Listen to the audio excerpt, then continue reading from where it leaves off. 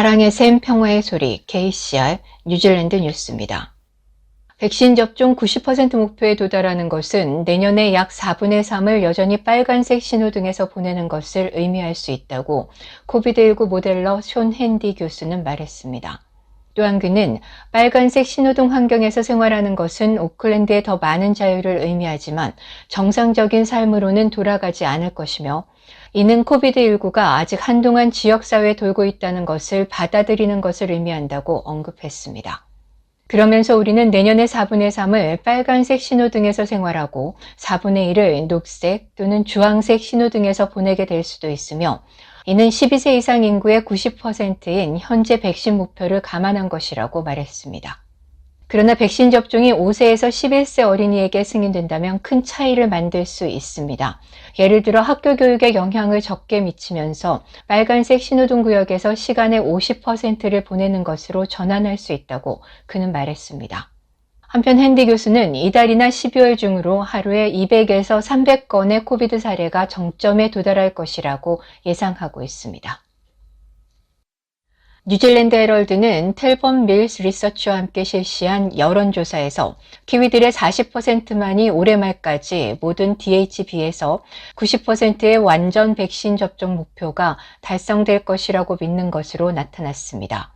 이 중 57%는 1월 말까지 갈 것이라고 생각했고 19%는 더 늦게, 11%는 결코 달성하지 못할 것으로 답했으며 그리고 나머지는 확실하지 않았습니다. 또한 응답자의 59%는 국경을 완화하기 전에 정부가 백신 접종률이 90%가 될 때까지 기다려야 한다고 생각하는 반면 33%는 정부가 명확한 날짜를 정하기를 원했습니다.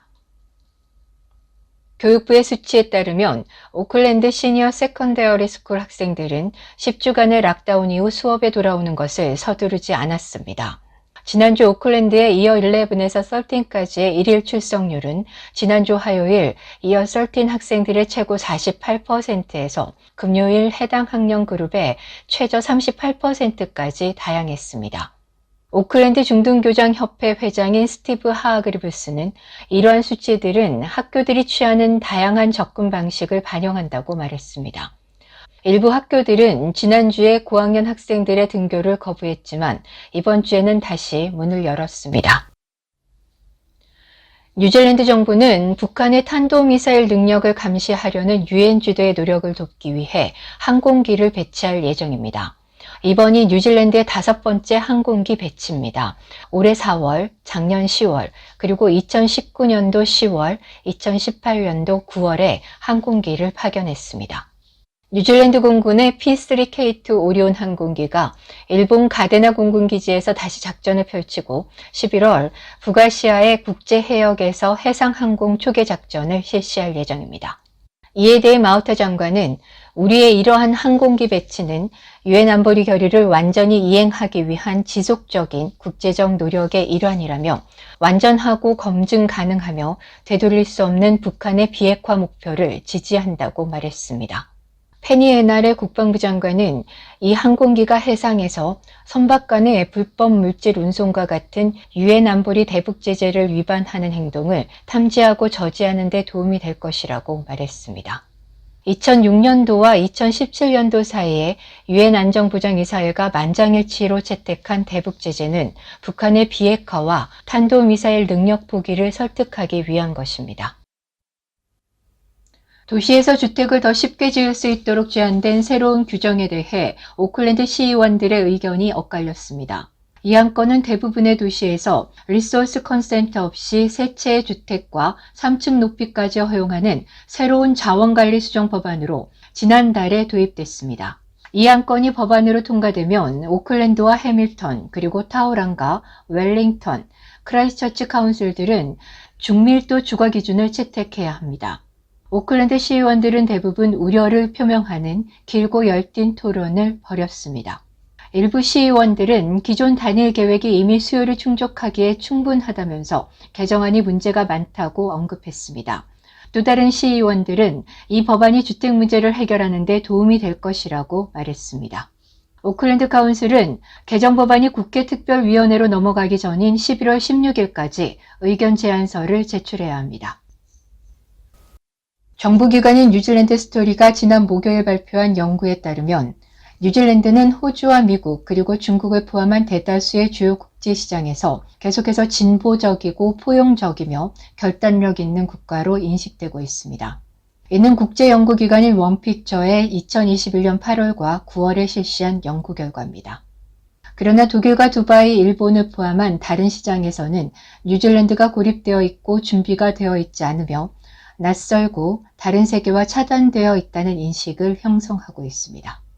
연구에 따르면 국제 소비자들은 여전히 뉴질랜드를 지역사회, 공정성, 그리고 고급 제품의 장소일 뿐만 아니라 창의력과 배려, 그리고 존중과 같은 긍정적인 가치와 연관시키는 것으로 나타났습니다. 최소 500만 명 혹은 일부 추산에 따르면 1,500만 명에 이르는 목숨을 앗아간 코비드-19 대유행 속에서 뉴질랜드인의 기대 수명은 실제로 늘어나고 있습니다.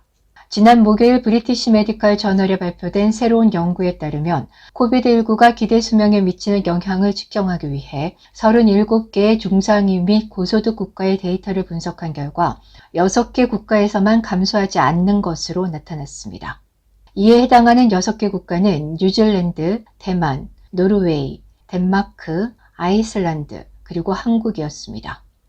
2020년 뉴질랜드와 대만은 코비드-19에 대해 무관용 제거 정책을 시행했으며 노르웨이는 이웃 국가인 스웨덴과 달리 바이러스 확산을 제한하기 위해 강력한 억제 전략을 채택했습니다. 2020년에 뉴질랜드인은 예상보다 0.66년 더 오래 살았습니다. 이는 이 연구에서 다른 어떤 나라보다도 가장 큰 이득입니다. 지난 4월 뉴질랜드 통계청에 따르면 2019년 뉴질랜드인의 기대 수명은 남성 80세, 여성 83.5세였습니다. 첼시 슈가 세계 브랜드의 소프트 브라운 슈가와 로 슈가 제품에서 낮은 함량의 납성분이 검출됐습니다. 이에 첼시 슈가 측은 이들을 리콜 수거한다고 밝혔습니다. 뉴질랜드 슈가의 대표 버나드 다그네는 정기검사에서 낮은 함량의 납성분이 검출됐으며 지난 10월부터 현재까지 판매되고 있는 슈가 세계 브랜드 제품에 대해 리콜한다고 말했습니다.